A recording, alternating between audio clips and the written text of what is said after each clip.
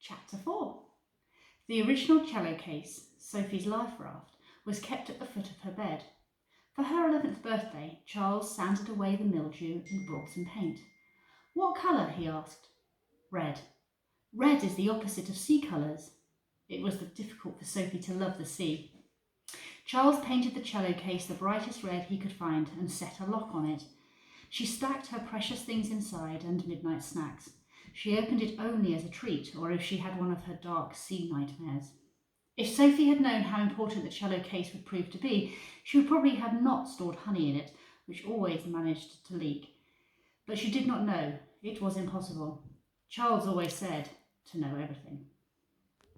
Charles warned her not to think too much of the cello case. "Be careful not to treasure the wrong things in life," he said. "We cannot tell if it's rightfully yours, Sophie. You may not be able to keep it. Someone may claim it." "Yes, I know," Sophie grinned. "Someone will claim it. My mother will, when she comes." Sophie spat on her palm and crossed her fingers for luck.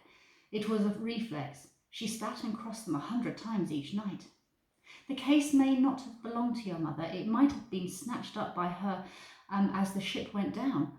Women very rarely play the cello, Sophie. In fact, I have never heard of a woman who does. A violin is more usual for a woman."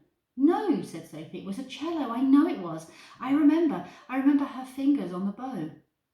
Charles bowed his head in a courteous nod, as he always did when he disagreed. "I remember the ship well, Sophie. I remember the band, but I do not remember, Sophie, any women with cellos."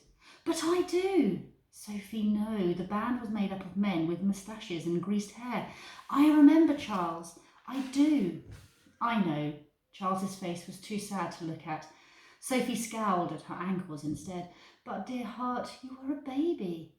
"That doesn't mean I don't remember. I saw her, Charles. I really did. I remember the cello." The arguments were always the same. How did you make people believe you? Sophie thought. It was too slow and too unwieldy. It was impossible. "I saw her floating. I did." She balled her fists. If she had not loved him so much, she would have spat at him. "And yet, my child, I did not see her. I was there too." He sighed so deeply that his breath ruffled the curtains. "I know it's hard, Sophie. Life is hard. My God, life is the hardest thing in the world. That is the thing people should mention more often." Almost every night, Sophie went mother watching. She snuffed the candle and sat on the windowsill with her legs swinging, watching the mothers on her street go by. The best ones had faces full of wit. Sometimes they carried sleeping children, fat babies and toddlers with legs stuck out at peculiar angles. Sometimes they sang as they passed under Sophie's dangling feet. That evening, though, Sophie took out her sketchbook. It was leather and soft from being kept under her pillow. She drew in it every birthday. Sophie's pencil was bluntish and she chewed at the lead to sharpen it. Then she closed her eyes and tried to remember. She drew a pair of black trousers, worn thin at the knee. Worn at the knee is surprisingly difficult to draw, but she did her best. And on top of them, the torso and head of a woman. She added hair.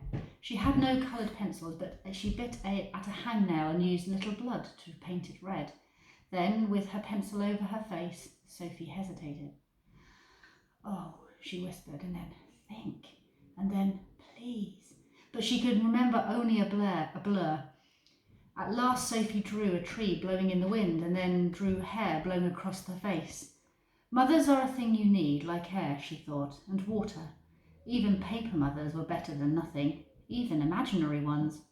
Mothers were a place to put down your heart. They were a resting stop to recover your breath.